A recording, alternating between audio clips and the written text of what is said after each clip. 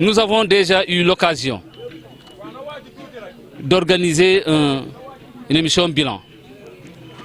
Comme vous l'avez dit, nous sommes ici au niveau du village de Kanyaro. Pour un bilan, il sera difficile de le faire en quelques mots. Mais nous pouvons retenir les grands agrégats. Agrégats qui se retrouvent dans les 4 secteurs d'organisation de la vie économique d'une nation. Parce que nous avons dit que la commune de Sindia ne peut pas être en reste par rapport au développement global impulsé au plus haut niveau. Par rapport à cela, nous avons dit que le plan Sénégal émergent, socle du développement économique de notre pays, le Sénégal, la commune de Sindia ne peut pas être en reste. C'est la raison pour laquelle nous avons, dans les 3 axes de ce plan Sénégal émergent, qui est la transformation structurelle de l'économie, source de croissance, qui est le développement social, mais aussi la gouvernance participative et inclusive. Sur ces 3 axes, nous avons essayé de faire de telle sorte que cette politique publique soit territorialisée jusqu'au plus haut niveau, mais aussi redescendue jusqu'au niveau de Kanyaro et de la commune de Sindian globalement. C'est ainsi que sur le domaine du secteur primaire, nous avons essayé de développer un projet intégré que nous avons appelé le PAVAR, projet d'amélioration de l'alimentation villageoise et d'augmentation de revenus. Ce projet multisectoriel axé autour de différents volets, dont le premier volet a été le volet de l'autosuffisance, mais aussi de l'amélioration de l'alimentation en poisson, le mareyage. Nous l'avons conduit jusqu'à arriver à une période de maturité qui manifeste l'autonomie des femmes qui s'activent dans ce domaine. Et nous avons laissé les acteurs du secteur essayer de maintenir le cap que nous avons impulsé à ce niveau-là. Mais nous surveillons ce côté-là. Parce que le véhicule frigorifique que nous avons mis en appoint pour réduire de manière drastique le coût du poisson dans la zone et dans les parages. Ça, c'est un avertissement lancé aux éventuels spéculateurs qui seraient tentés de ramener en arrière la commune de Sindian par rapport à l'alimentation en poisson.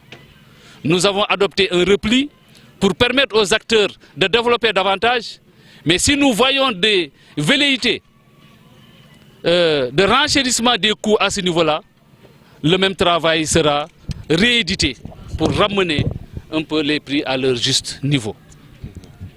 Le deuxième point de ce projet PAVAR, c'est le projet d'aviculture que nous avons initié pour permettre un peu de diversifier, parce que quand vous avez une alimentation en poisson, vous ne pouvez pas vivre seulement d'une seule spéculation.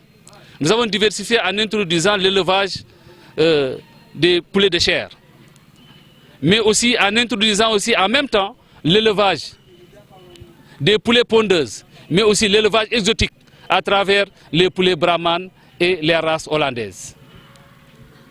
Nous avons aussi essayé, dans cette commune, d'améliorer le transport des marchandises et des personnes qui sont dans les zones enclavées, en mettant à disposition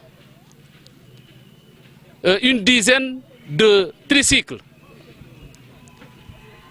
Au niveau de Kanyarou, il y a 2 groupes de jeunes qui utilisent cet instrument. Mais à mi-parcours, nous avons constaté, avec le manque de maîtrise au départ de la conduite de ces appareils, beaucoup de pannes qui ont fait que 2 mois après le lancement du processus, ces tricycles, pour l'essentiel, sont tombés en panne. Donc à 50% des tricycles que nous avons mis dans la zone étaient tombés en panne, soit parce que c'était accidenté ou bien parce qu'il y avait un défaut d'entretien. Nous avons envoyé un service après-vente qui aujourd'hui a tout repris et les 10 tricycles sont aujourd'hui fonctionnels et prêts à être jetés dans le domaine du transport de marchandises et du transport de personnes. Mais aussi, nous avons essayé de lancer un cri de cœur pour inviter les associations à s'investir dans le développement. Nous remercions la Fédération des associations de Kagnaru d'avoir répondu présent et d'avoir été l'une des premières à s'activer dans le domaine de l'agriculture. Je vous remercie, Monsieur le Président. Donc voilà un peu en ramasser les grands agrégats de ce que nous avons tenté d'initier au niveau de cette zone.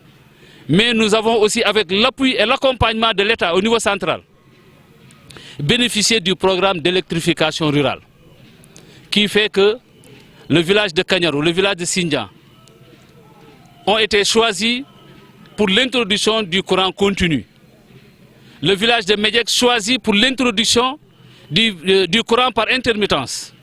Les villages de Guinée-Sibogala, de Silik et bientôt de Kourouk, de Wuniok, choisis pour capitaliser pour Silik, diversifier et approfondir l'utilisation de l'électrification au niveau du solaire. Nous saluons les partenaires de l'ASER avec lesquels nous sommes en train de mener ce travail. Nous avons aussi bénéficié avec l'appui du PPDC de 63 km de route.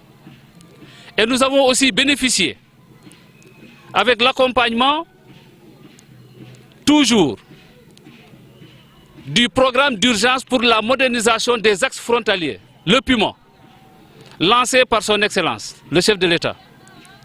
Ils nous ont annoncé la construction progressive de la boucle du Fogny. Boucle telle que nous l'entendons. Ce n'est pas une boucle qui nous enferme dans le Fogny, mais une boucle qui nous ouvre vers l'extérieur, vers le reste du monde. Cette boucle, nous l'avons tracée en disant qu'elle doit prendre naissance au niveau de Mampalago, traverser la commune de Sindian pour aller jusqu'à Baïla. Ça, c'est la première phase, longue de près de 60 km. La deuxième phase, c'est une phase parallèle qui est un peu au nord, vers Silenkin, qui va traverser le nord du Fogny et qui va désenclaver cette zone. Cette zone du Fogny de profondeur qui va aller jusqu'à la frontière, c'est-à-dire qu'il va aller jusqu'à Seleti, en passant par Tambacounda, par Djiral, par Tambouy.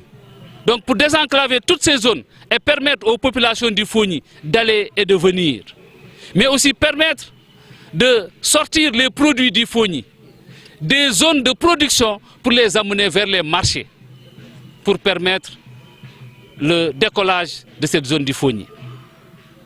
Nous saluons pour le moment ces initiatives qui sont lancées par l'État au niveau central en attendant leur mise en œuvre. Mais aussi, on nous a annoncé l'entrée prochaine du programme d'urgence de développement communautaire, PUDC, que vous avez entendu au nord du Sénégal.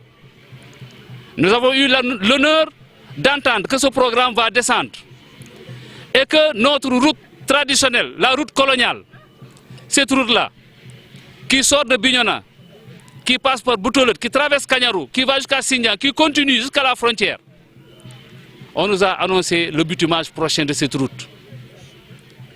Nous recevons la mesure avec beaucoup d'intérêt, avec beaucoup de satisfaction et nous attendons que ça se matérialise. Nous avons bénéficié aussi d'autres programmes du gouvernement, dont l'appui dans la construction des salles de classe et l'appui dans l'équipement des postes de santé. Voilà un peu ce que nous pouvons dire à mi-parcours.